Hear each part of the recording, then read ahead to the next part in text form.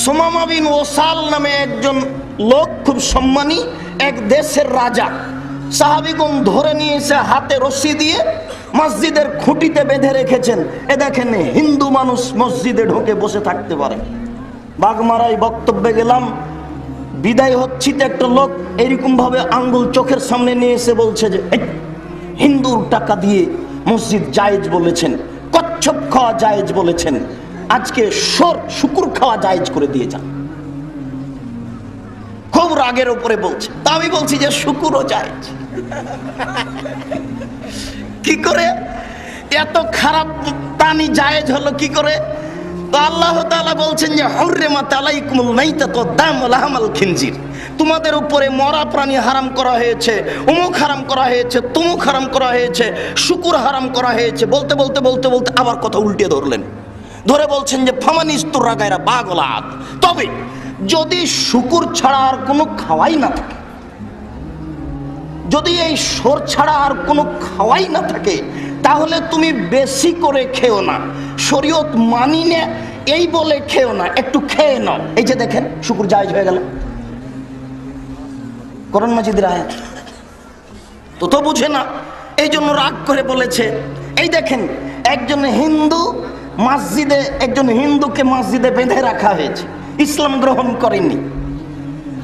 আল্লাহর নবী বলছেন যে সুমামা, তুমি কি ইসলাম গ্রহণ করবে?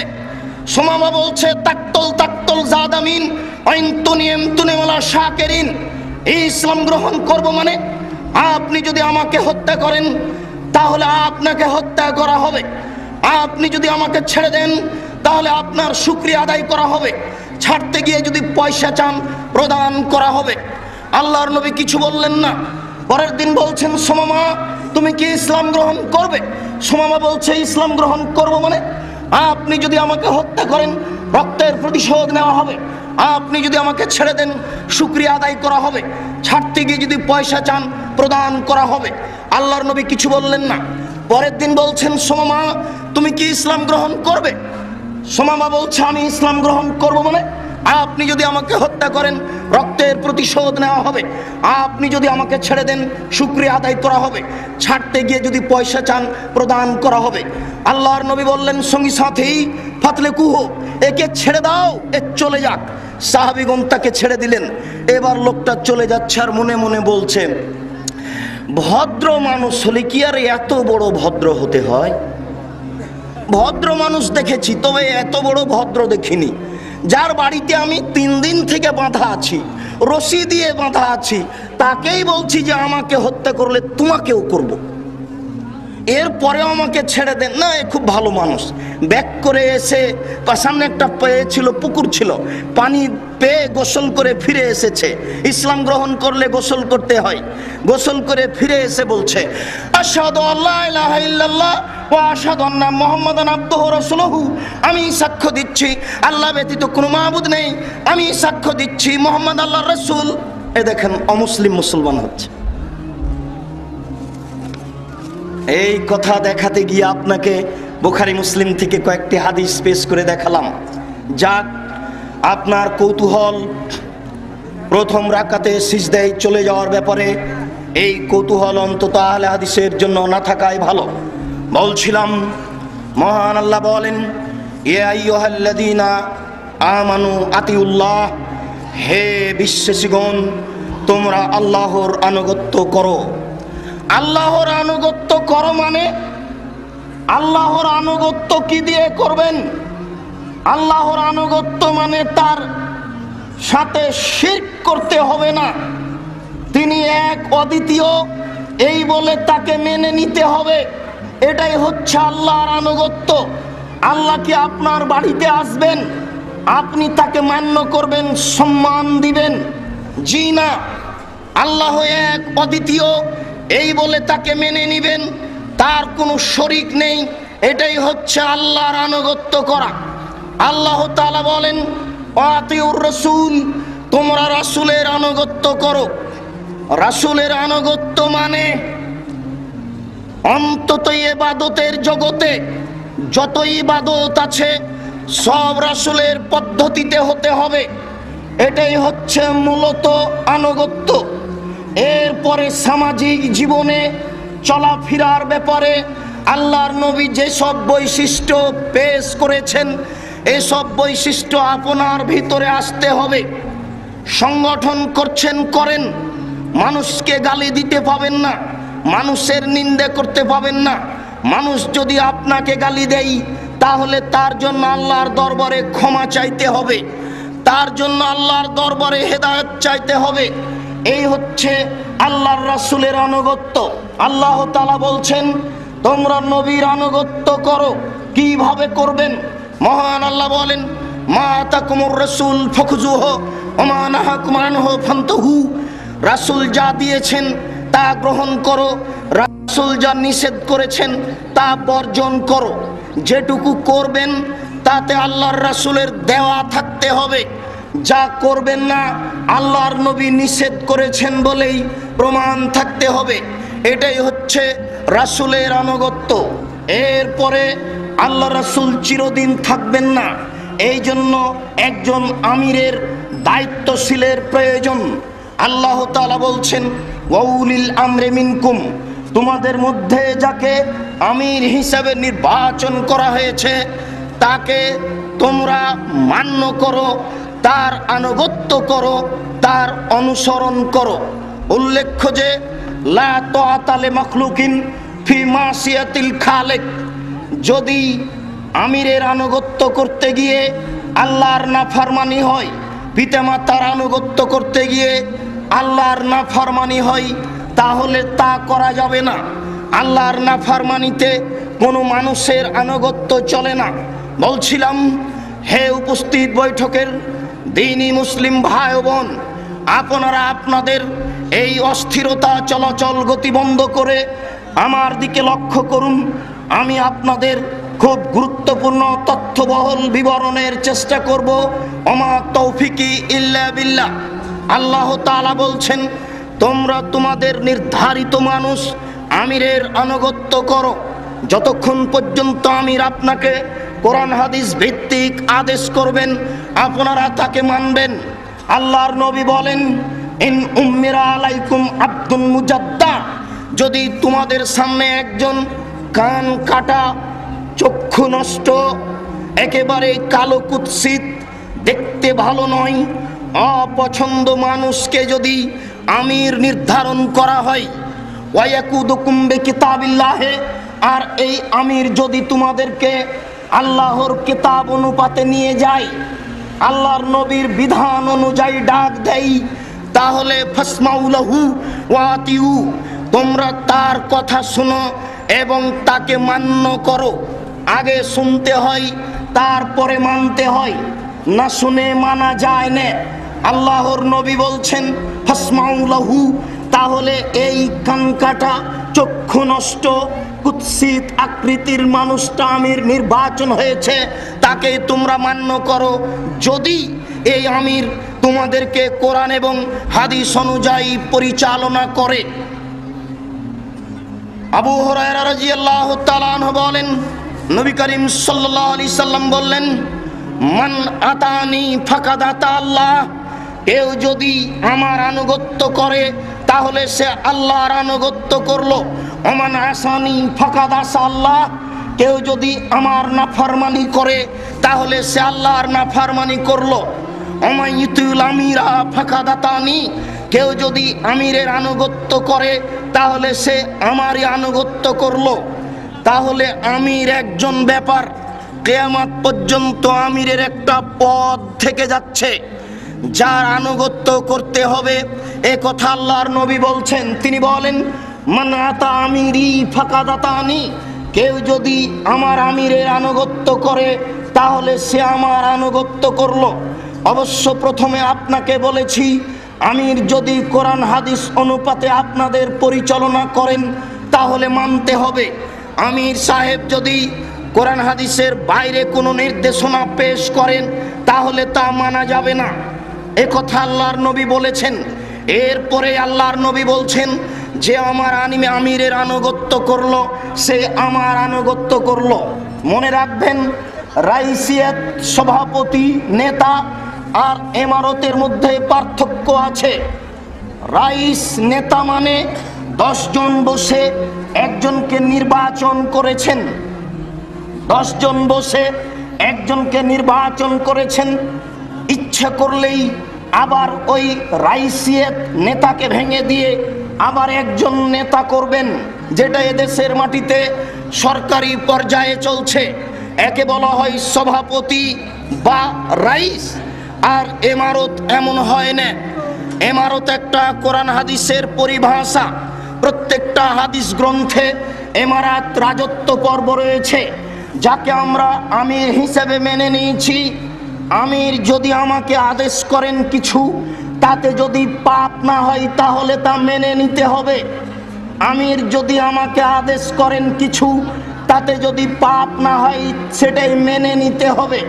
আপনি বললেন আমির সাহেবকে এটা বলেছিলাম, আমার কথা মানেননি, তাই আমি তাকে মানতে পারছি না। আপনি তাহলে এমারত বুঝেন না। এমারত কাকে বলে, আমির কাকে বলে, আনুগত্য কাকে বলে, এ কথা আপনার জানা নেই।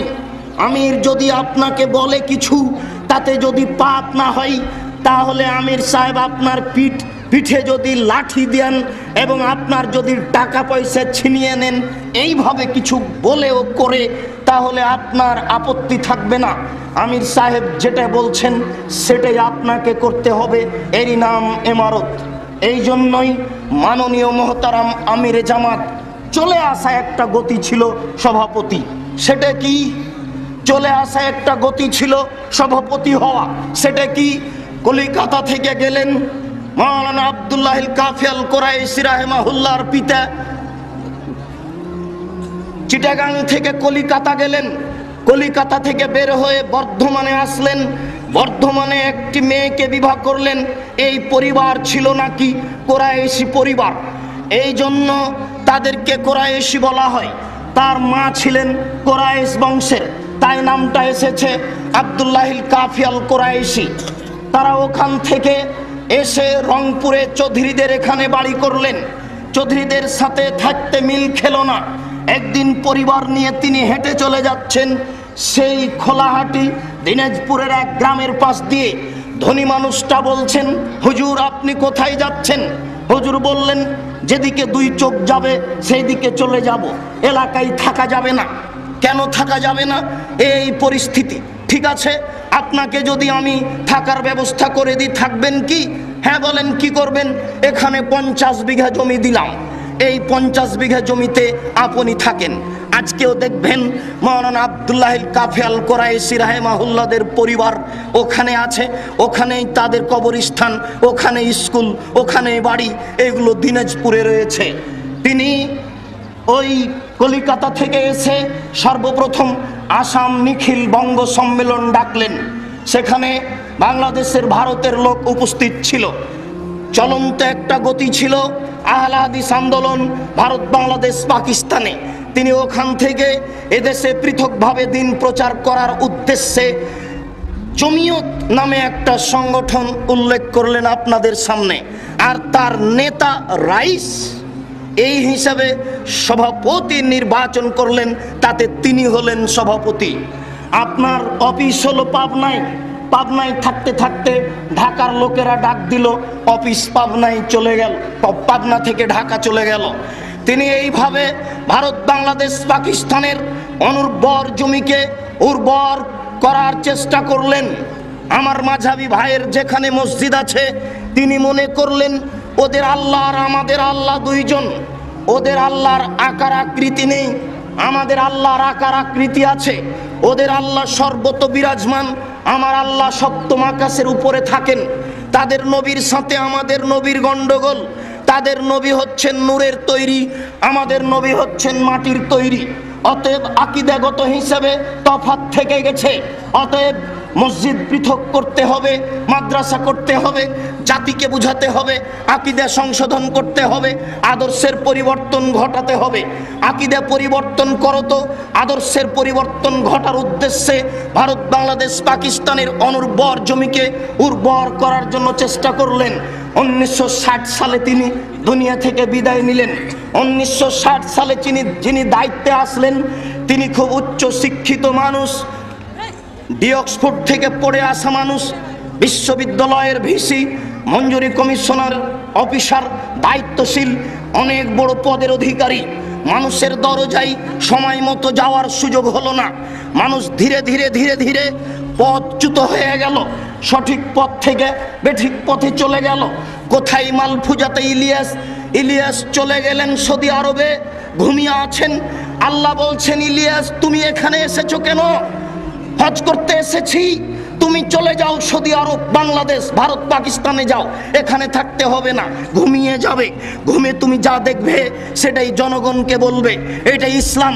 তাই ইলিয়াস এদেশে এসে মালফুজাতে ইলিয়াস লেখে তাবলিগি ইলিয়াস এদেশের মাটিতে চালু করলেন। এখানে এইরকম আকিদাই আমাদের আকিদার লোকেরা চলে গেল, বুঝতে পারলো না। আপনি চলে গেছেন, এতে আমি নিজেকে দুঃখিত মনে করি না। আমরা যারা দায়িত্ব পালন করছি তাদের জন্যই মূলত দুঃখ। 1960 সাল থেকে নিয়ে এ যাবৎ 1960 সাল থেকে নিয়ে এ যাবৎ 1960 সাল থেকে নিয়ে এ যাবৎ এদেশের মাটিতে আহলে হাদিস আন্দোলনের তৎপরতা একেবারে নিচে যেতে যেতে মনে হচ্ছে যাই নিভাই বাতিতে আর তেল নেই, এই নিভাই কি জ্বলে, এই নিভাই কি জ্বলে, এইভাবে থাকতে লাগলো। 1994 সালে এই সাতক্ষীরার জনৈক উচ্চ শিক্ষিত ভদ্রলোক মোহতারাম আমিরে জামাত ডক্টর আসাদুল্লাহ আল গালেব এই হাল ধরে বললেন, না এইভাবে হবে না, মানুষকে সচেতন করতে হবে, মানুষের আকীদা পরিবর্তন করতে হবে। মানুষ ভুল পথে চলে যাচ্ছে, নিজের পথ ছেড়ে অন্য পথে চলে যাচ্ছে, এই কাজ আমাদের করতে হবে। মানুষের আকীদা সংশোধন করতে হবে, আদর্শের পরিবর্তন ঘটাতে হবে। তাই তিনি যুবকদের নিয়ে যুব সংঘ করলেন, বাচ্চাদের নিয়ে সুনামনি করলেন, আপনাদের নিয়ে আহলে হাদিস আন্দোলন করলেন। জাতির কাছে সব জায়গায় যাওয়া সম্ভব নয়, তাই তিনি আত্মাহারিক পত্রিকা বই আকারে বের করলেন, যাতে করে সবার কাছে যায়, ফতোয়া যেন খুব ঠিক হয়। এই জন্য তিনি ফতোয়া বোর্ড তৈরি করলেন। এদেশের মাটিতে ফতোয়া বোর্ডের মাধ্যমে ফতোয়া বের হবে, এটা সর্বপ্রথম চিন্তা চেতনা, সর্বপ্রথম কাজ হচ্ছে মাননীয় মোহতারাম আমিরে জামাত ডক্টর আসাদুল্লাহ আল গালেবের পরিকল্পনা। 1994 সাল থেকে নিয়ে এদেশের মাটিতে একটা তৎপরতা চলতে থাকলো। ওই তৎপরতার বিনিময়ে আজকে আপনি মনে করছেন আমার আকীদা সংশোধন হয়েছে। ওই তৎপরতার বিনিময়ে আজকে এই মাঠে হাজার হাজার নারী পুরুষ দেখতে পাচ্ছেন। এই তৎপরতায় আপনি তাহারিক পত্রিকা পাচ্ছেন। এই তৎপরতায় আপনি আমাদেরকে প্রত্যেকটা দেশে প্রত্যেকটা জেলায় দেখতে পাচ্ছেন আকীদা আদর্শের পরিবর্তন ঘটানোর পরিকল্পনা। যা দুঃখিত, সময় সাপেক্ষে আপনাকে আমি বলার চেষ্টা করব, আমাদের তৎপরতার অভাবে আমরা পিছনে চলে গেছি। 1960 সাল থেকে নিয়ে 1994 সাল পর্যন্ত 2-1 দিন নয়, দেখেন তো কতদিন হয়,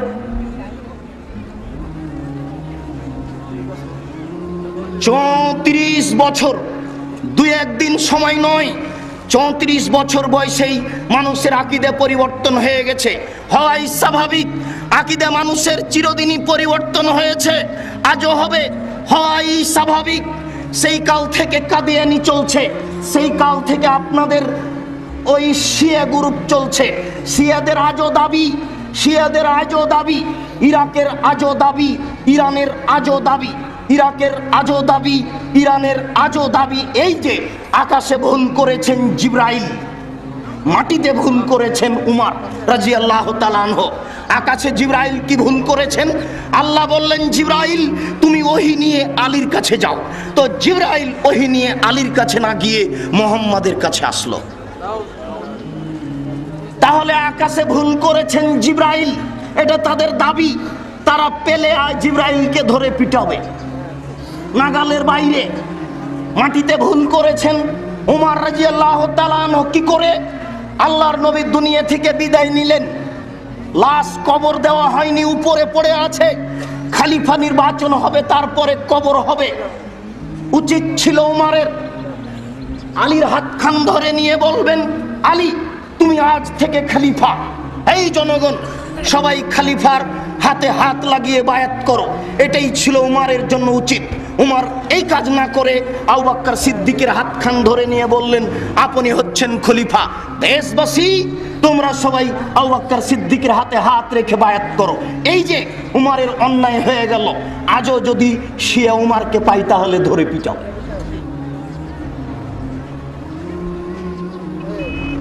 জাতির আকীদার পরিবর্তন অনেক দিন আগে থেকেই আছে। আল্লাহর নবী দুনিয়া থেকে বিদায় নিলেন, খলিফা হলেন আবু বকর সিদ্দিক।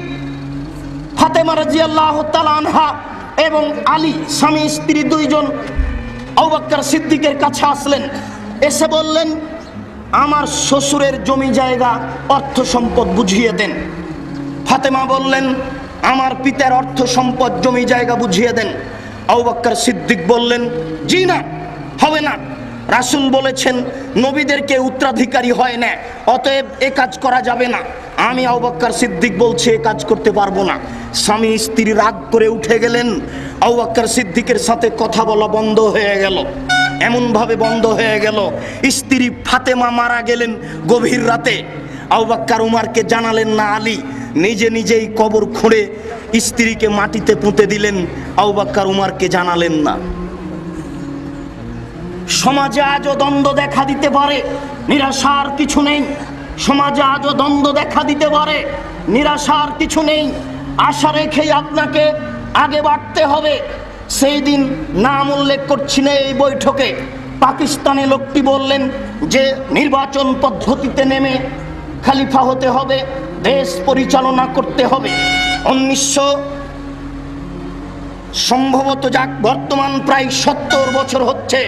70 বছর থেকে এই তৎপরতাই চলছে যে এদেশের খেলাফত দখল করতে হবে নির্বাচনের মাধ্যমে। আমরা যদি সংসদে যেতে পারি তাহলেই এদেশে কোরআন এবং হাদিস এর আইন চালু করতে পারবো। এই আকীদা ঠিক নয়। যদি তাই হতো তাহলে ফেরাউন মারা গেল, সংসদ খালি হলো। ফেরাউন ডুবে গেল, সংসদ খালি হলো। মুসা আলাইহিস সালাম ওই সংসদে বসে দেশবাসীকে বলবেন আল্লাহ একজন, তা না করে মুসা আলাইহিস সালাম নদীর অপর পাড়ে গিয়ে বালুর চরে চরে ঘুরে বেড়াচ্ছেন। ফেরাউন ডুবে গেল, সংসদ বিরান পড়ে থেকে গেল। আকীদার পরিবর্তন ছাড়া কোরআন হাদিসের হুকুম চালু করা যায় না। আদর্শের পরিবর্তন ছাড়া কোরআন হাদিসের হুকুম চালু করা যায় না। আমি একজন দায়িত্বশীল, আমাকে একজন হিন্দু ভোট দিয়েছে, আমি কি তার উপরে কোরআনের হুকুম চালু করতে পারবো? একেবারে নগ্ন মহিলা আমাকে ভোট দিয়েছে, আমি কি তাকে এখন বলতে পারি যে তুমি এই মুহূর্তেই হেজাব পরিধান করো, পর্দা করতে হবে? এদেশের যারা সুদখোর ঘুষখোর, অফিস আদালত সুদে ঘুষে পরিপূর্ণ হয়ে আছে, আমি বললাম আজকেই তোমাকে এগুলি মানতে হবে। তাহলে কি তারা মেনে নিতে সক্ষম? জি না। যতক্ষণ পর্যন্ত তার আকীদা পরিবর্তন না করতে পেরেছি, তাকে বুঝাতে না পেরেছি সুদ খাওয়া হারাম, সুদ বৈধ নয়, তোমাকে ছেড়ে দিতে হবে, তুমি একজন মহিলা, তোমাকে পর্দা করতে হবে। ও নিজেই বলবে ঠিক আছে আজ থেকে আমি পর্দা স্বীকার করলাম, ও নিজেই বলবে আজ আমি সুদ ছেড়ে দিলাম। এইভাবে যখন মানুষ সবাই ছেড়ে দিবে তখন তার উপরে কোরআন হাদিস চালু করা যাবে। এটাই হচ্ছে ইমারত, এটাই পথপন্থা হচ্ছে আমিরের। আমির জনগণকে আনুগত্যের ভিত্তিতে কোরআন হাদিসের আদেশ করবেন, আল্লাহ এবং আল্লাহর রাসূলের আইন বাস্তবায়নের চেষ্টা করবেন। তাই আল্লাহর নবী বললেন, শোনো, একজন কান কাটা মানুষ, নাক কাটা মানুষ, কুৎসিত মানুষ যদি আমির হয় আর যদি কোরআন হাদিস অনুপাতে পরিচালনা করে তাহলে তোমরা তা মেনে নাও। আবু হুরায়রা রাদিয়াল্লাহু তাআলা আনহু বলেন, রাসূল সাল্লাল্লাহু আলাইহি সাল্লাম বললেন, মান রা মিন আমিরিহি শায়ান ইয়াকরাহুহু, কেউ যদি আমিরের মধ্যে কোনো ভুল ত্রুটি দেখতে পায়, আমির একজন মানুষ, ভুল হতে পারে। নবীগণেরও সিদ্ধান্তে কিছু ভুল হয়েছে। কি ভুল বলেন কি আব্দুর রাজাক সাহেব, বলেন কি? জি, আল্লাহর নবী মদিনায় গেলেন, দেখলেন জনগণ পুরুষ খেজুরের ওই ছড়াগুলি মাদি খেজুর গাছে লাগিয়ে দিচ্ছে। আল্লাহর নবী বললেন, এ কি, এটা না করলে হয় না? ঠিক আছে, আপনাকে আমরা নবী বলে মানি, আপনাকে মান্য করি, বললেন, ছেড়ে দিল। পরের বছর তারা করলো না এ কাজ, খেজুর কমে গেল শত শত মন। জনগণ এসে বলল আল্লাহর নবী ঘটনা উল্টে গেছে, খেজুর কমে গেল। ঠিক আছে, দুনিয়াবি ব্যাপারে তোমরাই ভালো বুঝো, আমি অত বুঝি না। দিনের ব্যাপারে যেটা বলছি সেটা গ্রহণ করবে, দুনিয়ার ব্যাপারে তোমাদের চিন্তে গ্রহণীয়।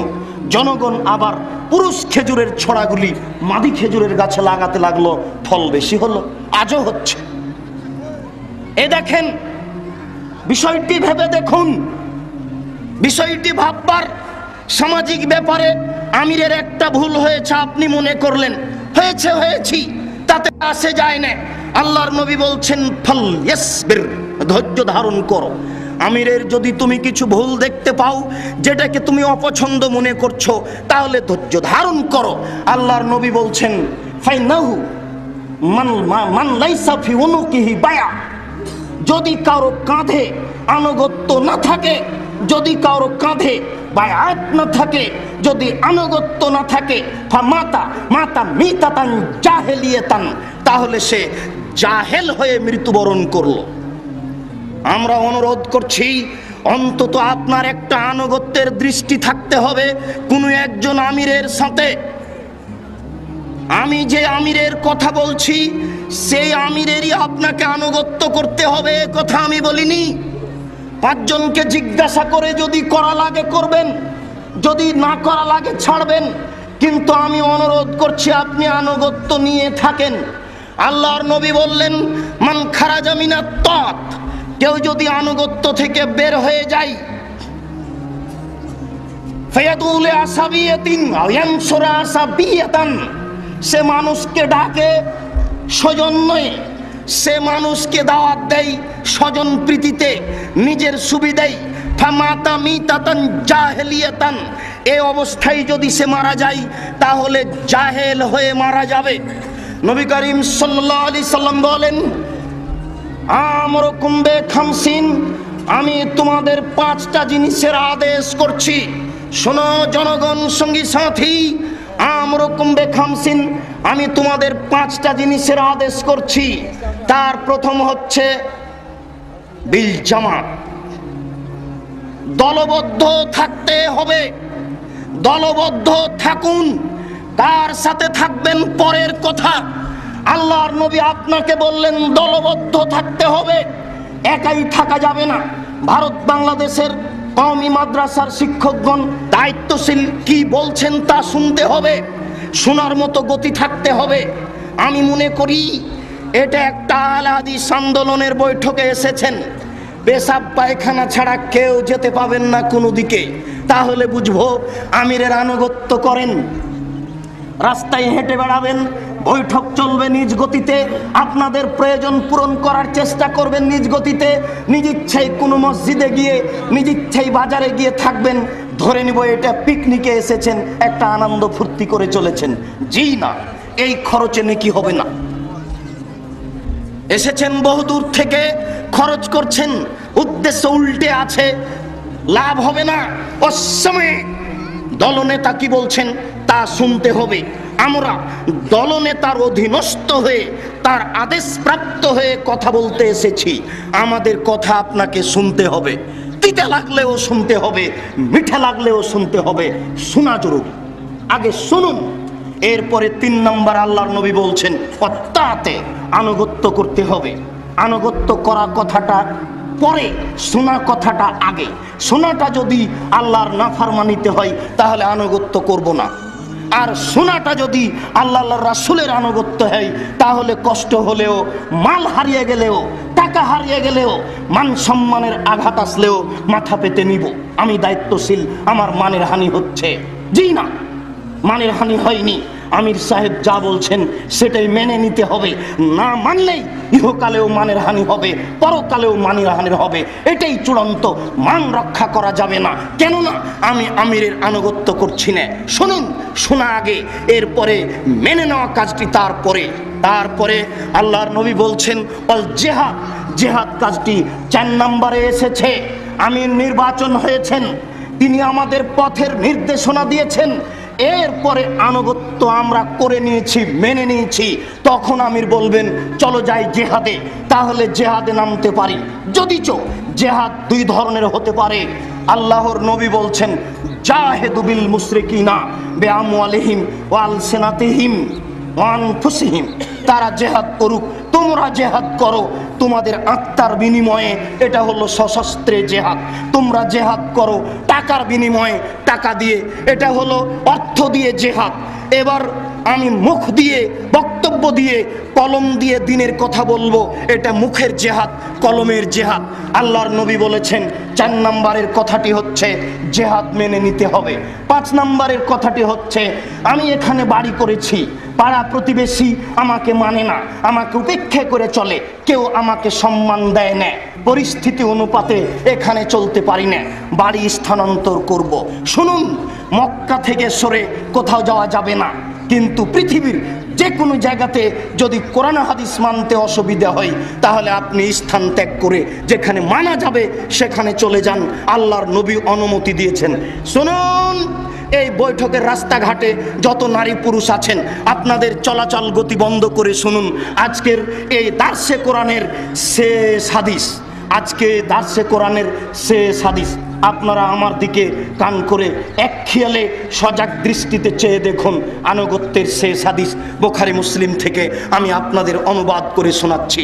আপনাদের চলাচল গতি, আপোষের কথার গতি বন্ধ করে এই দিকে খেয়াল করার জন্য অনুরোধ রেখে বলছি।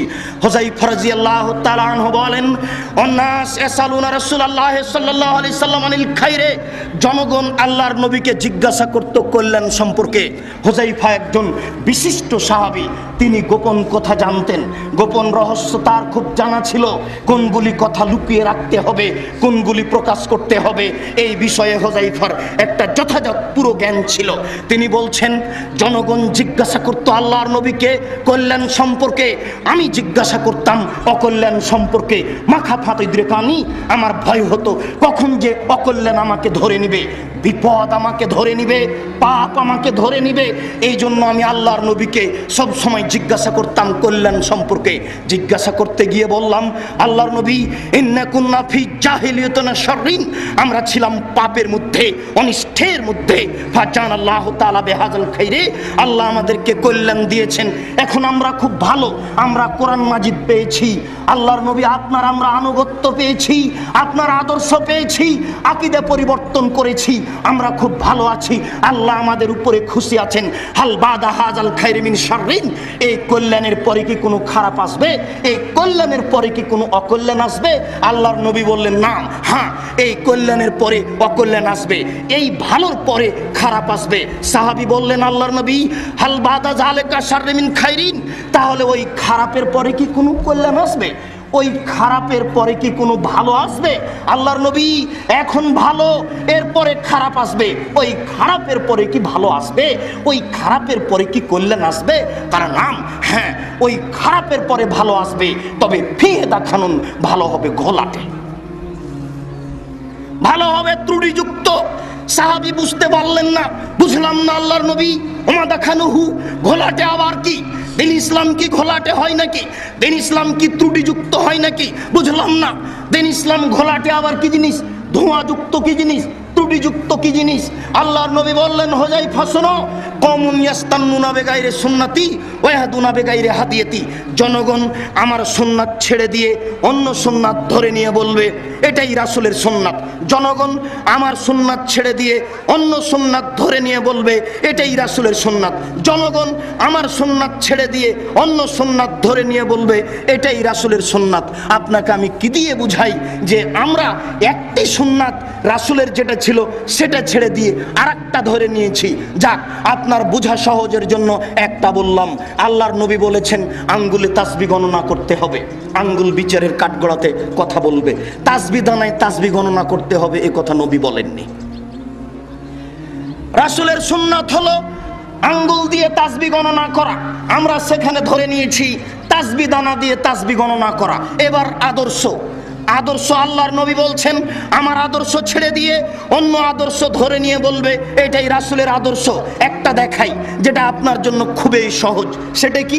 মোবাইল রিং হচ্ছে, রিং হচ্ছে, আপনি অন করে দিয়ে বলছেন হ্যালো। এটা রাসূলের আদর্শ নয়। ওরা নাকি কুকুরকে ডাকে এইভাবে, ওরা নাকি। আল্লাহর নবী যেটা বলছেন সেটা হচ্ছে অন করে দিয়ে বলতে হবে আসসালামু আলাইকুম, কে ভাই কেমন আছেন, কি বলছেন, আসসালামু আলাইকুম। এটা হলো রাসূলের আদর্শ। দেখেন তো আদর্শ উল্টে গেছে কিনা, আদর্শ উল্টে গেছে। শুনুন, আল্লাহর নবী বললেন, হুযায়ফা বলছেন আল্লাহর নবী, এই ঘোলাটে ভালোর পরে কি খারাপ আসবে, এই ঘোলাটে ভালোর পরে কি খারাপ আসবে, এই বাক্য আপনাদের শোনা জরুরি। হাদিসের মাঝামাঝি